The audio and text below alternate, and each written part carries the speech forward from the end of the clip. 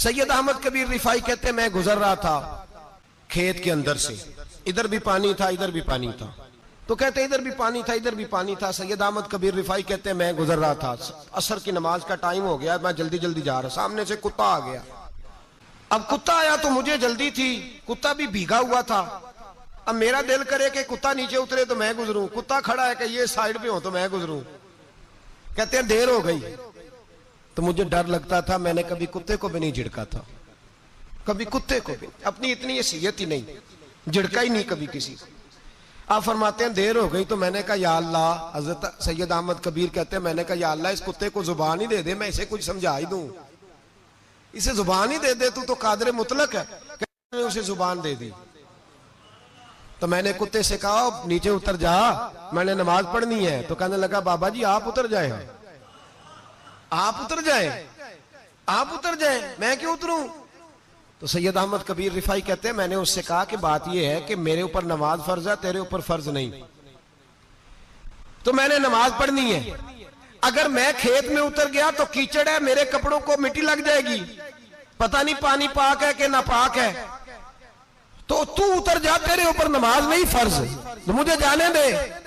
तो सैयद अहमद कबीर रिफाई कहते हैं उसने ऐसी बात की कि मेरे ऊपर वजद तारी हो गया।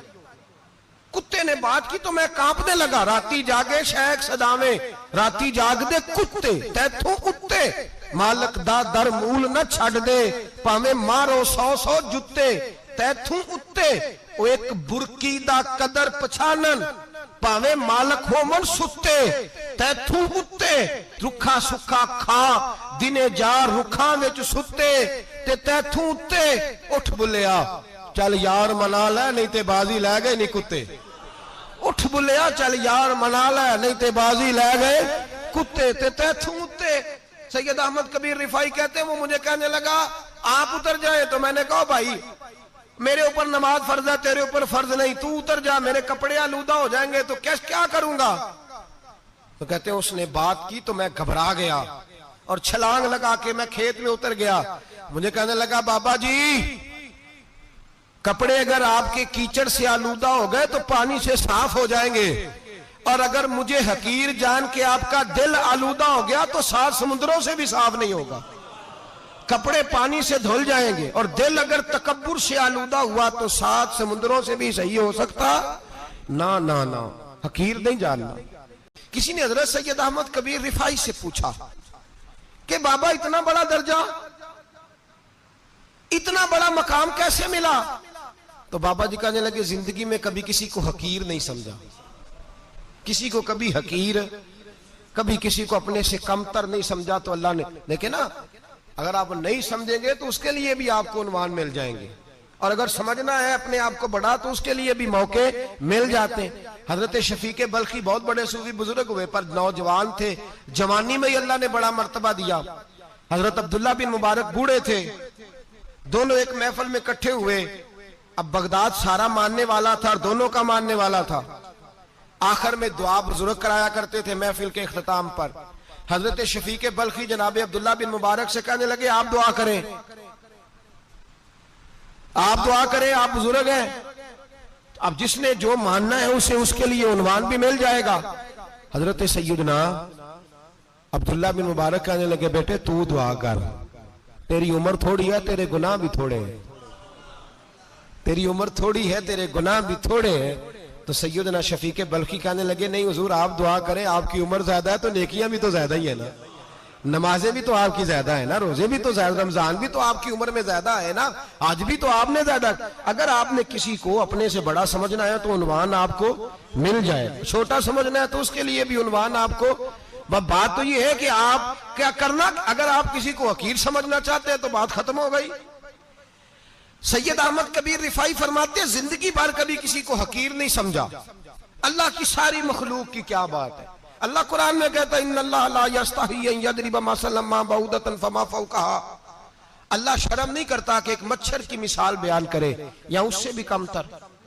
अल्लाह मच्छर की बात करता है इतना बड़ा होके, वो कहता है मैं करूंगा, मेरी मखलूक जो है मेरी तो हजरत अहमद कबीर रिफाई फरमाने लगे मैंने कभी किसी को हकीर, बोलिए कभी किसी को हकीर। हम लोगों के पास उन्वान बड़े हकीर समझने के लिए, हम समझ लेते हैं। अमीर आदमी कहता है गरीब मेहनत क्यों नहीं करता, मेहनत करे अमीर हो जाएगा। उन्वान हुआ कि ना तनकीद करने का। 4 बच्चे हैं, करें कमाई, अमीर हो जाएंगे। अब वो हकीर समझ रहा है गरीब को, गरीब भी अमीर को हकीर समझता है। वो भी कहता है जो इसने कमाया सारा ही हराम है, जायज एक पैसा नहीं, उसने भी हकीर समझ लिया। यानी वो ये कह रहा है कि मैं हलाल खाता हूं, ये अमीर हराम खाते हैं, तो बात खत्म हो गई। उसने भी हकीर समझ लिया, इसने भी हकीर समझ लिया। अब उन्वान ही था ना, अगर उन्वान बदल लेते तो बात बन जाती।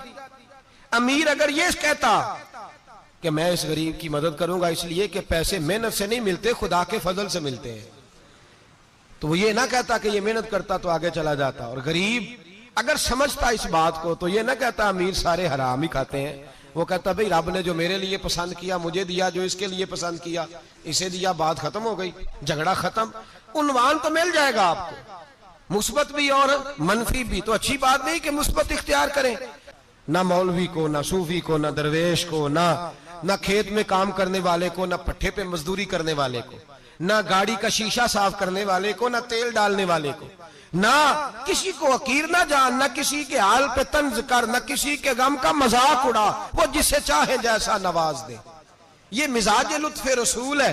ना कोई आया लेके चला गया, कोई उम्र भर भी ना पा सका, मेरे मौला तुझसे गिला नहीं, ये तो अपना अपना नसीब है। भाई हकीर नहीं जानना। सैयद अहमद कबीर रिफाई फरमाते हैं वो कुत्ता तो गुजर गया, मैं दौड़ा घर गया, जाके मैंने गुस्ल किया, कपड़े बदले। फरमाते हैं पहले भी मैं असर पढ़ता था, पर आज जब नमाज पढ़ी तो बड़ा ही मजा आया। मैं सर सजदे में रखूं, मेरा उठाने को जी ही ना चाहे, मैं रुकू में जाऊं तो मेरा सर उठाने को दिल ही ना चाहे। मेरा दिल करे आज मगरिब लेट हो जाए, आज सूरज देर से गुरूब हो, मैं आज सारा दिन असर ही पढ़ता रहूं। भाई जब तू आजिज़ी वाली पढ़ता है, जब तू इनकिसारी वाली पढ़ता है, जब तू हजरत सैयदना मुआविया बिन खुतैज रदिया, एक हजरत मुआविया बिन सुफियान है, एक मुआविया बिन खुतैज सहाबी है, वो कहते हैं मैं जंग फतह करके आया तो सख्त गर्मी का मौसम था, मुझे पता था कि उमर फारूक दोपहर को आराम कर रहे होंगे। आप फरमाते मैं मस्जिद नबी में बैठ गया, एक बच्ची जनाब उमर के घर से निकली तो मुझे कहने लगी मुआविया आपका नाम है? मैंने कहा हाँ। अंदर जाके जनाब उमर को बताया तो उमर दौड़े आए, और जब आए तो सर पे टोपी कोई नहीं, पैरों में जूता कोई नहीं। कहने लगे मैं तेरा इंतजार कर रहा था, आज मुझे उम्मीद थी तू आएगा, तूने बताया क्यों नहीं? तो मैंने कहा हुजूर मुझे पता है रात सारी आप चेहरे पे कपड़ा डाल के मदीने की गलियों में रहते हैं, तो दोपहर को आप आराम करते होंगे, इसलिए मैंने कोशिश की कि आपको बेदार ना करूं, आप आराम कर रहे होंगे, इसलिए ये मैंने कोशिश की कि मैं बैठता हूं मस्जिद में आराम करता हूं, जब आप आएंगे तो देखी जाएगी। हजरत उमर फारूक ने जलाल किया, फरमाया तू मुझे गाफिल समझता है कि मैं सो जाऊंगा?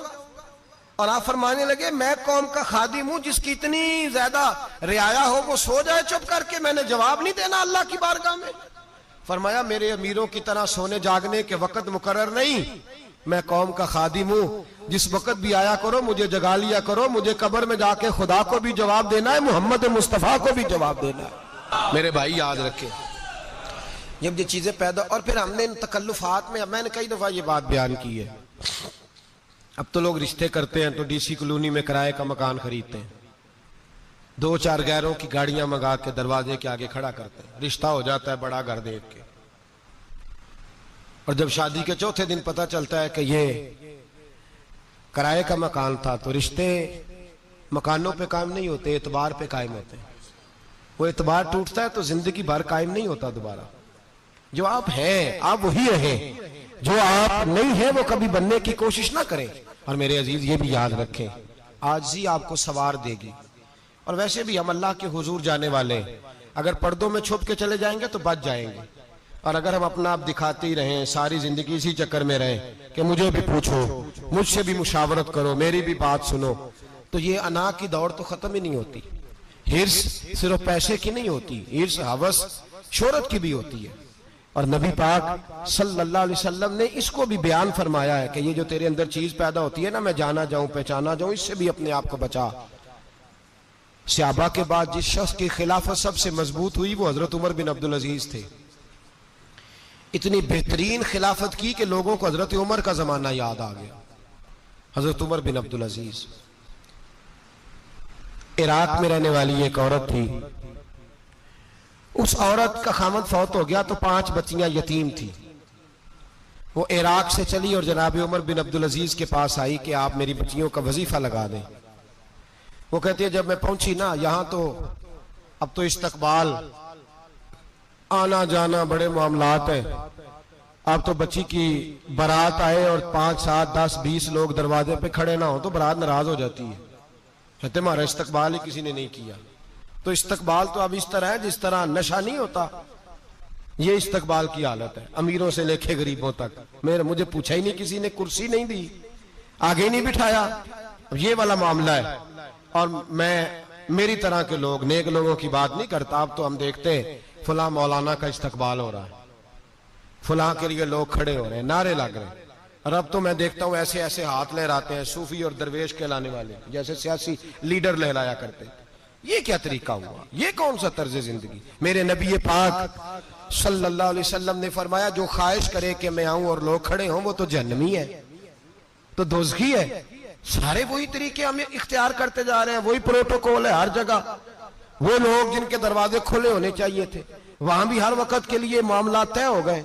याद रखें मेरे नबी पाक अलैहिस्सलाम ने जो तालीमात दी, हज़रत उमर बिन अब्दुल अजीज रहमतुल्लाह ताला अलैह। औरत कहती है मैं पहुंच गई, मैंने लोगों से पूछा घर कहाँ है, तो कहा वो जहां बोरी लटक रही है ना बाहर, टाट का पर्दा लगा हुआ है, वो हज़रत उमर बिन अब्दुल अजीज का घर है। कहती है मैं दरवाजे पे दस्तक दी, एक औरत ने दरवाजा खोला तो मुझे बीबी जान के अंदर बुलाया। तो उनके घर के अंदर जब मैं दाखिल हुई तो बड़ा सारा सेन था, एक तानिम कुआं लगा था, एक तरफ एक बड़ा दरख्त था और एक छोटा सा बनाई हुई थी जगह बर्तन धोने के लिए। और बीबी ना बर्तनों को मिट्टी लगा के, साबुन लगा के बैठी हुई थी, काम कर रही थी वो औरत। मुझे उसने दरख्त के नीचे बिठाया, पानी पिलाया। कैसे आई हो? मैंने कहा अमीरुल मोमिनीन से मिलना है। कहने लगी बैठो थोड़ी देर में आ जाते। कहती थोड़ी, मैंने समझा घर की कोई मुलाजमा है, मैं बैठ गई। थोड़ी देर गुजरी, फिर दस्तक हुई, उस बीबी ने उठ के दरवाजा खोला। तो जब वो शख्स अंदर आए तो कहने लगी बड़ी देर से बर्तनों को साबुन लगा के बैठी हूँ, कहाँ रह गए थे? कहती है वो साहब कहने लगे बस जरा मसरूफ हो गया था। दौड़े गए, कुएं से पानी निकाला, बीबी को दिया, उसने बर्तन धोए। कहती है फिर थोड़ा सा सिरका और एक रात की रोटी वो लाई, उस शख्स ने खाई। मैंने कहा कि ये दोनों घर के मुलाजम है, मियां बीवी काम करते हैं। जब वो खाना खा चुके तो वो औरत मेरे पास आई, कहने लगी उठ के मिल लो अमीरुल मोमिनीन से। मैंने कहा कौन अमीरुल मोमिनीन? तो कहने लगी कब से तो आए हैं, ये जिसने कुएं से पानी निकाला यही मुसलमानों का अमीर है, और ये जिसने दरख्त के नीचे बैठ के सिरके से रोटी खाई है यही। ये फरिश्तों की दास्तान नहीं, ये वो लोग हैं। मैं रात को भी कह रहा था एक जगह पे कि ये लोग जो है ना, जिनका आप रोज शिकवा करते हैं हुकूमतें बड़ी खराब हैं, ये कोई नहीं खराब, बिल्कुल खराब नहीं। जितने सियासी लीडर हैं सारे सही हैं। खराब वो लोग हैं जो इन्हें वोट दे के लीडर बनाते हैं, बिल्कुल खराब नहीं। मैं तो इनके हक में होता जा रहा हूं। नाराज हो गए ना आप लोग? अल्लाह करे तुसी हो जाओ तो अगले इलेक्शन च सियाने भी हो जाओ, आमीन तो कह दे। मैंने कोई मशवरा नहीं देना, इसलिए कि मेरी नजर में कोई ऐसा शख्स नहीं जिसके लिए मैं आपसे कह सकूं कि वोट दें।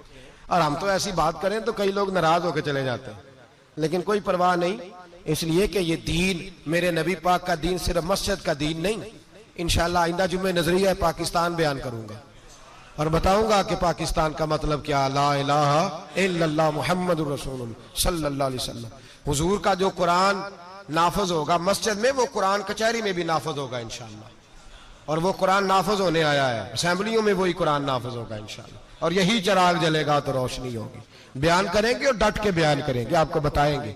बात जो बात समझा रहा हूं फिल वक्त वो समझे, मुजरम वो नहीं जो बड़ा बन के लूटता है, मुजरम वो है जो उसको सपोर्ट करता है, जिसने उसे बड़ा बनाया है। ये याद रख लें, हमारी कोई बचत नहीं होगी, हमसे पूछा जाएगा।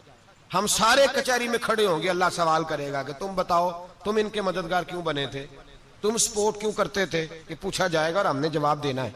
बाहर आलाम दाम पर सर मतलब जनाब उमर बिन अब्दुल अजीज रहमतुल्लाह अलैह के वो बीबी गई तो कहने लगी कि ये अमीरुल मोमिनीन ने कहा, वो उठ के हाजिर हुई, कहा हुजूर मैं इराक से आई हूं, मेरा खामद फौत हो गया, मेरी 5 बेटियां हैं, वजीफा लगा दे।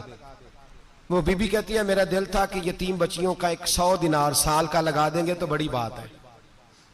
कहती है जब मैं उनके पास गई तो हजरत उमर बिन अब्दुल अजीज को बताया तो वो रोने लग गए और मुझसे माफियां मांगने लगे।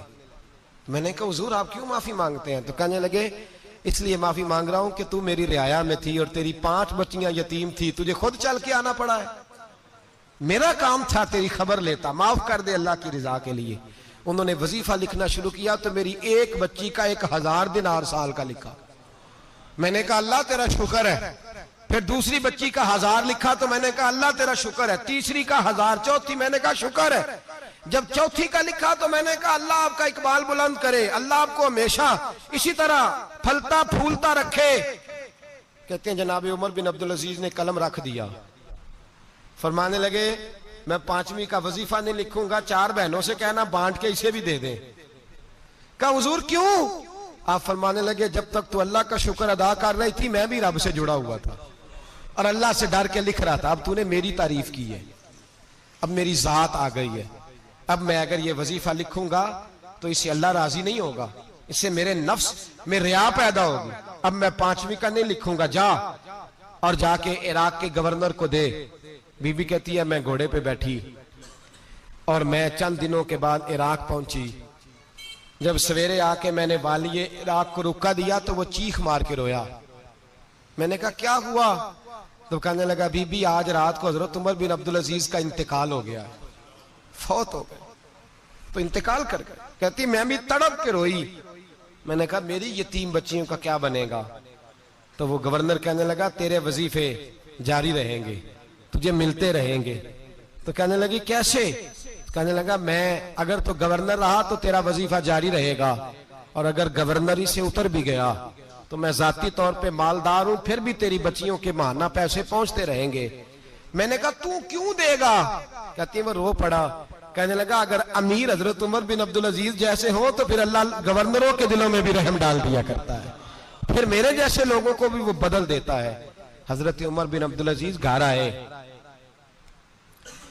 3 बेटियां थी। एक को आवाज दी, वो आई तो उसने मुंह पे हाथ रखा है। दूसरी को आवाज दी, वो आई तो मुंह पे हाथ रखा है। तीसरी को आवाज दी तो मुंह पे हाथ रखा है। आपने अपनी बीवी से कहा कि ये बच्चियां मुंह पे हाथ क्यों तीनों ने रखा हुआ, क्या बात है? तो बीबी रो पड़ी, कहने लगी 4 दिन हो गए मेरी बेटियां प्यास से रोटी खा रही हैं, 4 दिन हो गए, उनके मुंह से बदबू आती है इसलिए वो आपके सामने आती हैं तो मुंह पे हाथ रख लेती हैं 4 दिनों से। बीबी रो रही है, हजरत उमर जलाल में आ गए। आप फरमाने लगे तू ये रो रही है, तू रोई है, तूने मेरे घर में रह के अल्लाह की नाशुक्री की है, तू शुक्र अदा नहीं करती कि 3 वक्त प्याज और रोटी तुझे घर की 4 दीवारी के अंदर मिल जाता? रो रही है। और मैं आ मेरे साथ बाहर निकल, तुझे वो लोग दिखाऊं जो झोपड़ियों में रहते हैं और मांग के खाते हैं, आ तुझे दिखाऊं। इतनी नाशुक्री कि घर के अंदर प्याज पहुंच रहा है, रोटी पहुंच रही है और तू कहती है मेरी बेटियां प्याज से खाती हैं, शुक्र कर फाके नहीं काटने पड़े। फिर अगले लफ्ज कहे तो रो पड़े। फरमाने लगे मैंने तो मुस्तफा के वो हालात भी सुने हैं जिसमें कई दिन बीबी फातिमा ने फाके किए। तू घर के अंदर प्याज पहुंच रहा है, तू अभी भी सादगी, आजिज़ी और कनात नेमत थी इन लोगों की। हमारे यहाँ रोज शिकवा है, किस बात का? गाड़ी कोई नहीं। रोज रोना है, किस बात का? बंगला कोई नहीं। रोज रोना है, किस बात का? बैंक बैलेंस कोई नहीं। 10 जोड़े क्यों नहीं ईद पे आए? और ये सिर्फ औरतों का मसला नहीं, हमारे अंदर भी ये बात बदरजे औला। हम रोज अपने आप को मिस्कीन कहते हैं, गरीब कहते हैं, लाचार कहते हैं, मजबूर कहते हैं। कभी देखो जो झोंपड़ियों में रहते हैं, कभी पलट के देखो लोगों की तरफ जो पैदा हुए तो आंखें कोई नहीं थी, हाथ कोई नहीं थे, पैर कोई नहीं थे। वो देखो जो पैदा हुए तो सर पे बाप का साया कोई नहीं था। कैसे कैसे लोग वक्त गुजार रहे। हम रोज आके कहते हैं कारोबार ठंडा हो गया, हालात बड़े खराब हो गए, हम बड़े मजबूर। क्या हो गया साहब? अल्लाह के दिन है सारे, अल्लाह के दिन है। वसल अच्छा है ना फिराक अच्छा है, यार जिस हाल में रखे वही हाल अच्छा है। बस अपने आप को मुतमईन करें, आजिज़ी, इनके सारी किनात, सादगी, इसको अपनी जिंदगी का हिस्सा बनाए। अल्लाह दौलत सुकून अता कर देगा। आखिर दावाना अनिल हम्द।